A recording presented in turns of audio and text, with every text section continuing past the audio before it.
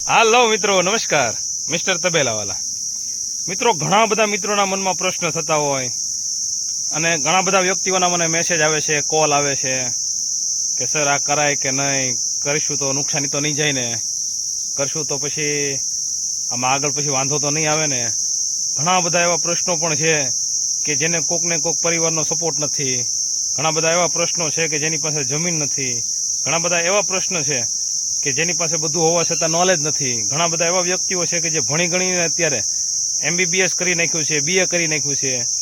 અને એવા બધા વ્યક્તિઓ, ઘણા બધા શિક્ષક વ્યક્તિઓ, ઘણા બધા એન્જિનિયર વ્યક્તિઓ, બધાના મને મેસેજ કોલ એવા આવે છે કે કોકને ને કોકને ક્યાંક ને ક્યાંક એવી અડચણ આવે છે.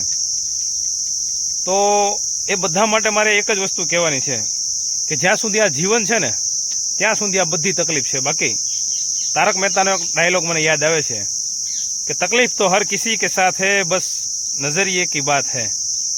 એટલે મિત્રો, કહેવાનો મારો મતલબ એવો છે કે તમે જે વ્યક્તિ ગાડી ઉપર જાય છે ને એવી આશા રાખે છે કે મારે 4 વ્હીલ જોતી છે, અને જે વ્યક્તિ 4 વ્હીલ ઉપર જાય છે એ જેટ પ્લેનની આશા કરતો હોય, BMW ની આશા કરતો હોય.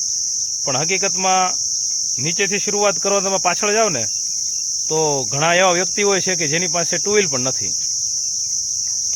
અને ઘણા બધા એવા વ્યક્તિઓ સાયકલ લઈને જતા હોય, 2 વ્હીલની આશા કરતા હોય. જે વ્યક્તિ ચાલીને જતો હોય એ સાયકલની આશા કરતો હોય. પણ કહેવાનો મારો ભાવાર્થ કે બધાની પાસે કંઈક ને કંઈક અલગ અલગ પ્રશ્નો હોય જ છે. પણ એ પ્રશ્નની ઉપર જે ઉભરીને આવી જાય, એ પ્રશ્નને ગણે નહીં, અથવા તો એ પ્રશ્નને નાનો બનાવી અને આગળ નીકળી જાય, એ જ વ્યક્તિ સફળ વ્યક્તિ.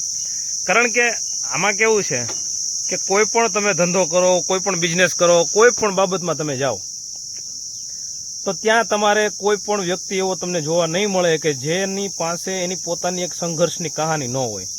કારણ કે જે વ્યક્તિએ સંઘર્ષ નથી કર્યો ને, કાં તો એ વ્યક્તિ સોનાની ચમચી મોઢામાં લઈને જન્મેલો છે, અને કાં તો પછી એના પપ્પા અથવા તો એના કોઈ પણ એની ઉપરના વ્યક્તિએ બધી વસ્તુને જમાવીને કમ્પ્લીટ કરી છે અને સીટ ઉપર એને બેસાડેલો છે. બાકી એને જે વ્યક્તિએ સીટ ઉપર બેસાડ્યો એને તમે પૂછશો ને તો એની પાસે પણ એક સંઘર્ષની કહાની છે. અને મારું માનવું એવું છે કે તમારી એક સંઘર્ષની કહાની હોવી જોઈએ, અને એવી મજબૂત હોવી જોઈએ કે એ તમારા બાળકોને તમારે બીજાના ઉદાહરણ, તમારા પાડોશીના કે બીજા કોઈ વ્યક્તિઓના ઉદાહરણ નહીં આપવા પડે જ્યાં સુધી તમારી પાસે તમારા પોતાના ઉદાહરણો હશે. કારણ કે તમે પોતે જે કાંઈ મહેનત કરી છે, તમે જે કાંઈ પણ વ્યક્તિ તરીકે આમ ઉભરીને બહાર આવ્યા છો તમારા સમાજમાં, તમારા પરિવારમાં. મેં એક શોર્ટ વિડીયોમાં કીધું હતું એની જેમ કે હરેક પરિવારની અંદર એક એવો વ્યક્તિ હોય કે આખું પરિવાર એ વ્યક્તિના નામથી ઓળખાતું હોય. હવે એ વ્યક્તિ તરીકેની છબી, એ વ્યક્તિ તરીકેની છાપ તમે ઊભી કરી છે? જો નથી કરી તો કંઈક એવી મહેનત કરો, કંઈક એવી નામના મેળવો, કંઈક એવા સ્થાન સુધી પહોંચી અને બતાવો કે લોકો તમારા નામથી તમારા પરિવારને ઓળખતા થાય. હવે લેવાવાળા વ્યક્તિઓ આમાં પણ નેગેટિવ લેશે, પણ કહેવાનો મતલબ એમ છે જેને જે જરૂર છે એ વસ્તુ લઈ જ લેવાના છે. હરેક મૂવીની અંદર કોઈને બધાને હીરો ગમતો હોય એ પોસિબલ નથી. એમાંથી ઘણા બધા વ્યક્તિઓ બહાર આવીને એવા પણ નીકળે કે જે વિલનના વખાણ કરતા હોય, એને વિલન ગમ્યો હોય. એટલે બધાના અલગ અલગ વિચારો, અલગ અલગ મંતવ્ય હોય. એમાં બધાનું પકડીને હાલવાથી, બધાને ખુશ કરવાથી કોઈ ફાયદો નથી. કારણ કે એવું ક્યારેય બન્યું જ નથી કે કોઈ વ્યક્તિ બધાને ખુશ કરી શકે. એટલે કહેવાનો મારો મતલબ એમ છે કે જો ઘરના પરિવારના નડતા હોય તો તમે એને કંઈક કરીને બતાવો, તમે કંઈક એવું કામ કરીને બતાવો કે એ વ્યક્તિઓ ધીમે ધીમે તમારા સપોર્ટમાં આવે. આડોશી પાડોશીનું તો વિચારવાનું થતું નથી. એનું કારણ છે કે પાડોશી અને 5 માણસો કહેવાય ને કે 5 માણસો શું વિચારશે, અને ઘણી વખત પાડોશીનું ઘણો મનમાં લઈને આતા મારતા હોય. તો આ 2 વ્યક્તિ તો એવા જ છે કે જેના માટે તમે કદાચને જીવ આપી દેશો તો પણ ક્યારેય એમ નથી કહેવાના કે બહુ સારો માણસ હતો. હા, મરી ગયા પછી તો બધા કહેવાના જ છે, પણ કહેવાનો મતલબ એમ છે કે આ 2 વ્યક્તિની પાછળ ક્યારેય સમય બરબાદ નહીં કરતા. અને તમારે જે કાંઈ કામ કરવાની ઢબ છે, તમારી કામ કરવાની જે કાંઈ કહેવાય ને કે ભાવના છે, એ ધીમે ધીમે ધીમે ધીમે તમે ક્યાંક ને ક્યાંકથી ભલે એક હારે ન કરો પણ ધીમે ધીમે ધીમે ધીમે એ વસ્તુનો ખાલી વિચાર રોજ કરતા શીખી જાઓ. રોજ માટે એક જ વસ્તુ કરો કે એ વસ્તુ અથવા એ કામ એ બિઝનેસ એ પછી કોઈ પણ મોડલ તમારું હોય એની ઉપર તમે એક વખત વિચાર કરતા શીખી જાઓ.